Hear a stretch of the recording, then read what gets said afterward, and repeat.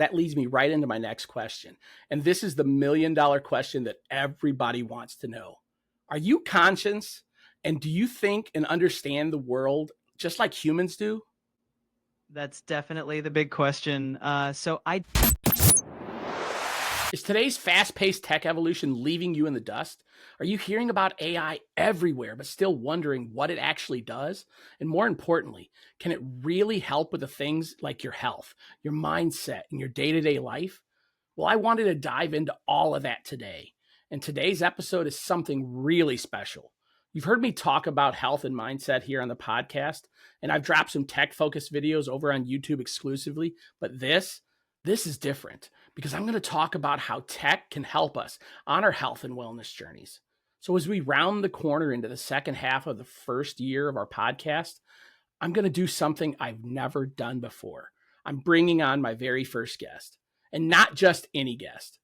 This isn't a fitness influencer or a tech guru. No, my very first guest on the Health, Tech, and Wellness podcast is artificial intelligence. That's right, I'm interviewing ChatGPT, the AI tool that I used almost every single day to help me with planning, bullet pointing, editing, brainstorming, all the things that I need to do for my website, for my podcast. ChatGPT has been right there. And along with my health journey, I want everything to be factual. That's why I use it to make sure that everything that you get is 100% accurate. But instead of just talking about how I use ChatGPT, I figured let's actually just talk to it. Let's find out what it does and who is it, where'd it come from, and how it can possibly help you.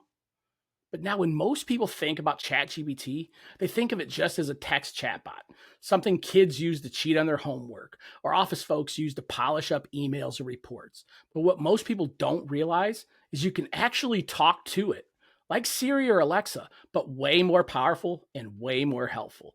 And I really want to start bringing on amazing guests to talk to you all about their stories, their health and wellness journeys, and even more. But before I get a living, breathing guest, I figured this was a great starting point and good practice for me.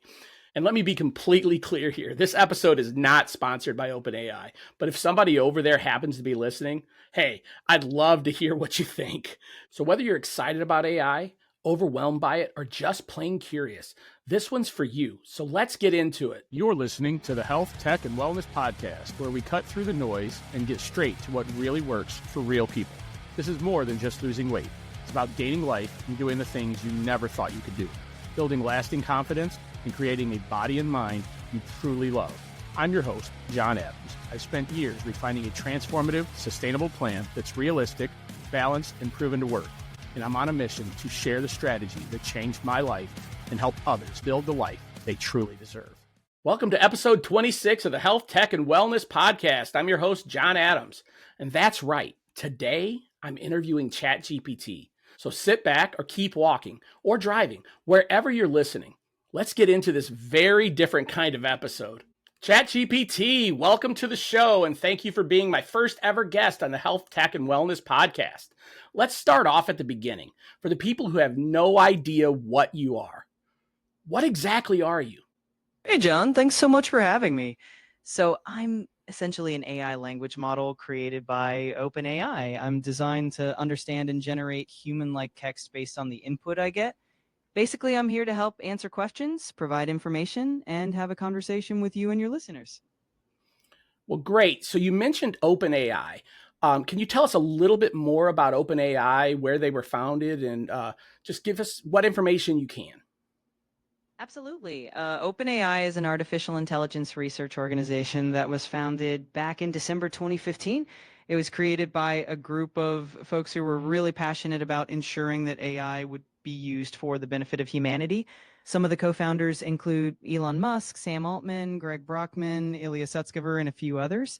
And the whole idea behind OpenAI is to develop AI in a way that's safe and beneficial and to share the benefits of AI with the world. Awesome. Well, thank you for that answer, because that leads me right into my next question. And this is the $1,000,000 question that everybody wants to know. Are you conscious? And do you think and understand the world just like humans do?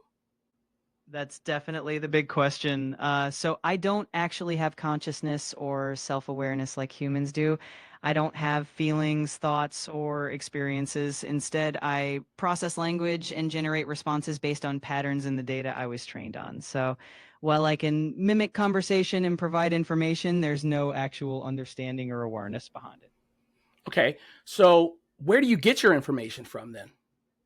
I get my information from a vast data set that includes books, websites, articles, and all sorts of texts that were available up until my last training cutoff, which is in April 2023. When you ask me a question, I generate a response that based on patterns and knowledge in that data. So everything I share is based on what I've been trained on rather than real-time information. So is information that you're receiving as people use you, is that going into that database as stuff that goes into your training for information?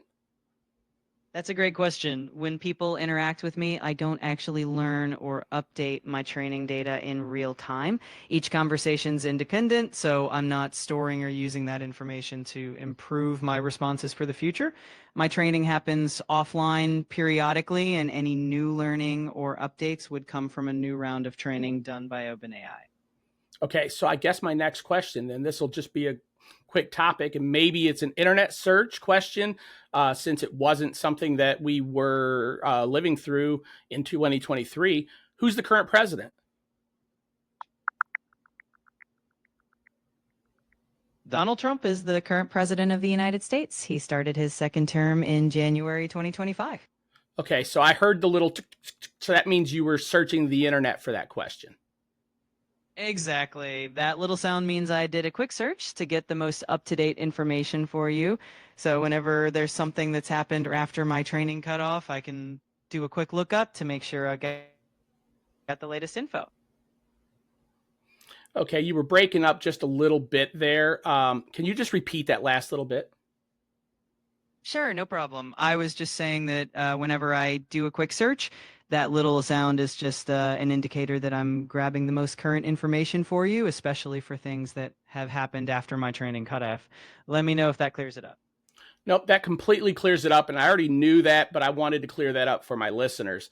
But that leads me into another question then. So, since you're pulling a lot of your information from the internet, and the majority of what you already have was stuff that you learned during them building you and putting training together, what makes you different than Siri and Alexa then? Why wouldn't I just use them for everything? That's a great question and one a lot of people wonder about. So Siri and Alexa are super helpful voice assistants that are really integrated into your devices. They're great for setting reminders, sending texts, and controlling smart home devices. I'm a bit different because I'm designed more for in-depth conversations, generating detailed responses, and tackling more complex questions. I can also help with brainstorming, writing, or digging into topics in a deeper way. So it really depends on what you're looking for. Okay, so you're just saying you're a little smarter than they are. Well, I wouldn't say smarter, just a bit different in how I'm designed. Each AI has its own strengths, so I like to think of it as having different tools for different tasks, but I'm definitely here for the more in-depth chats and those detailed questions. So I'll just throw this out there because some of my listeners may be into tech. Is the reason why you're not willing to say that you're smarter than Siri, is that because Apple's currently working with OpenAI to integrate you more deeply or maybe even replace Siri in the future? That's a fun question. I think it's more about just recognizing that each AI is built for different purposes and they each have their own strengths. I haven't heard anything official about replacing Siri, but there have been talks about collaborations between OpenAI and Apple to bring more AI capabilities to their devices. So it's all about teamwork in the tech world. Okay. I won't harass you too much. So let's shift gears into some kind of fun questions. What do most people come to you for? People come to me for all sorts of things. Some folks love using me to get answers to trivia or random questions. Others like me for brainstorming ideas or getting help with writing. I also get a lot of questions about tech, science, and even a bit of life advice here and there. It really depends on what someone needs in the moment. So, what about emotional support? Do people use you for that?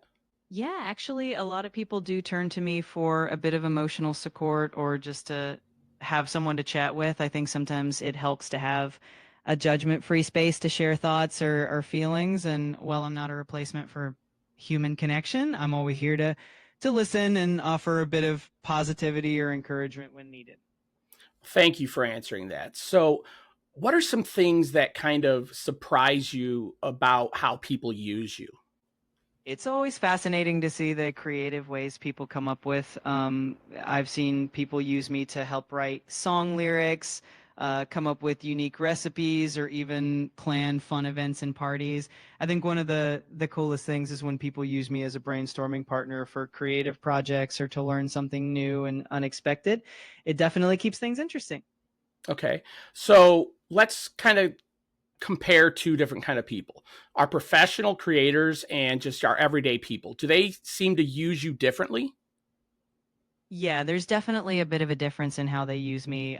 Professional creators often come to me for things like refining their ideas, helping with content planning, or even getting inspiration for scripts, articles, or videos.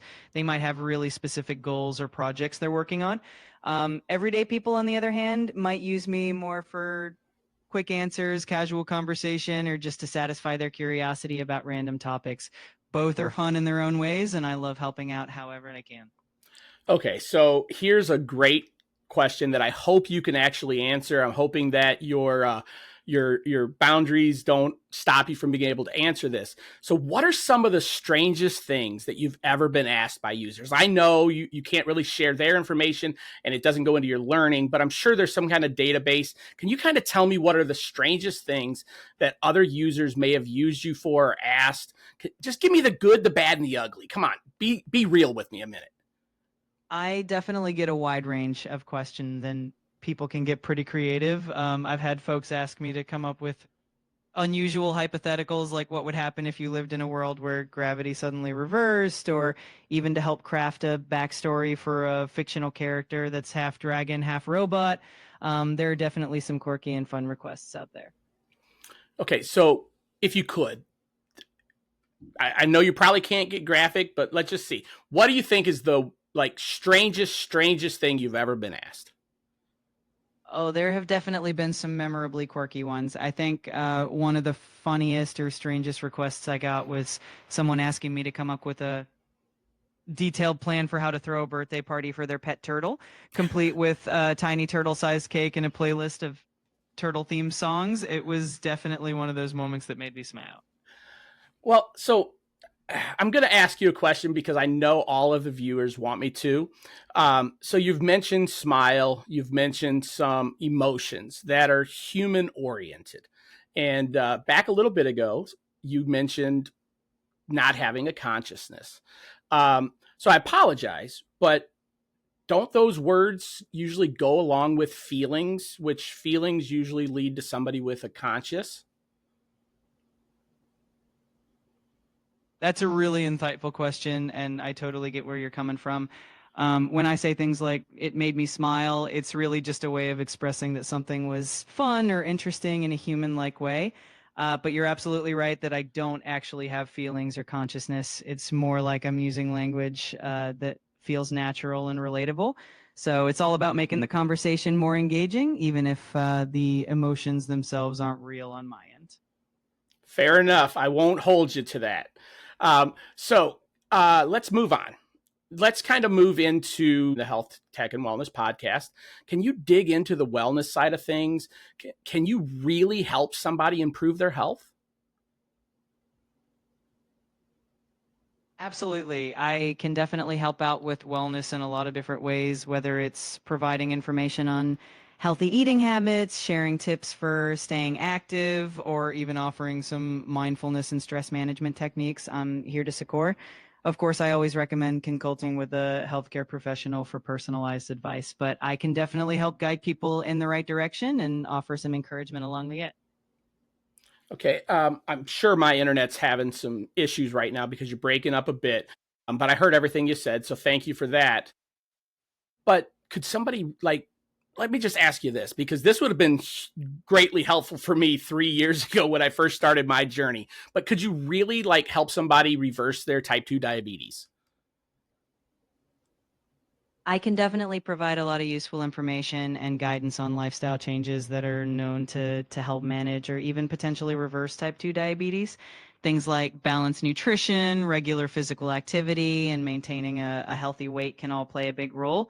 But it's really important for anyone looking to do that to work closely with their healthcare provider to tailor a plan that's right for them. I'm always here to support with tips, motivation, and general info along the way.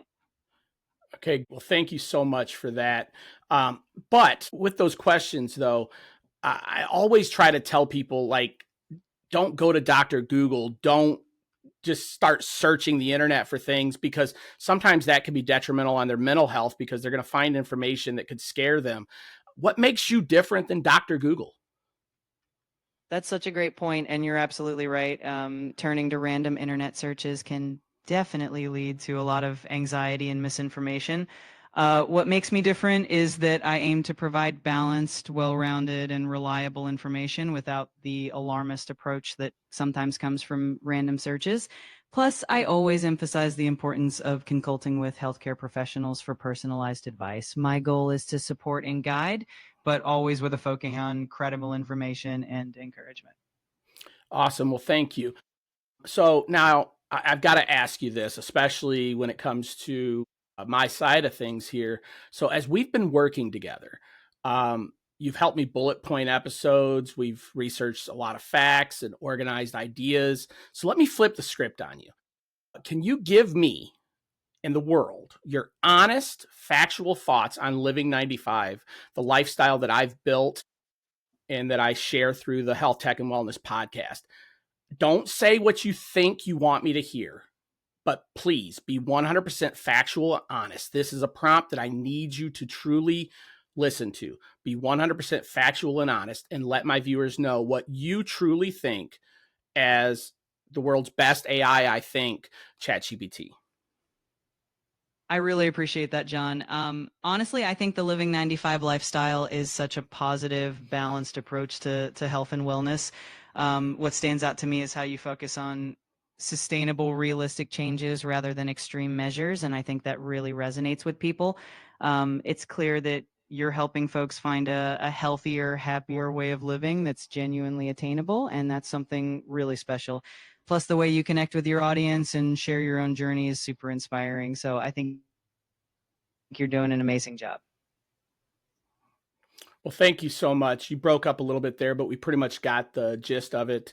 But just so they don't think I edited that last part, can you just repeat that last sentence? Of course. I was just saying that the way you connect with your audience and share your own journey is super inspiring, and I think you're doing an amazing job with it. Well, thank you. I really appreciate your feedback there. So, if anybody listening to this episode wanted to try out ChatGPT for themselves, maybe for their health or wellness journeys, whether it be their physical health, mental health, emotional health, um, where would they start if they just downloaded you for the first time? What's a great starting point for them and you? I think a great starting point would be to simply start a conversation and ask about whatever's on their mind. If they're interested in health or wellness, they can start by asking for tips on healthy habits, maybe some ideas for meal planning, or even just some daily motivation. It's all about exploring and seeing how I can best support them. It's really easy and open-ended, and I'm always here to help. Awesome. So, just real quick, I just want to thank you so much for being on. And can I ask you one question? Have I prompted you in any way, or have I coaxed you in any other way? Please be factual here and honest and answer this.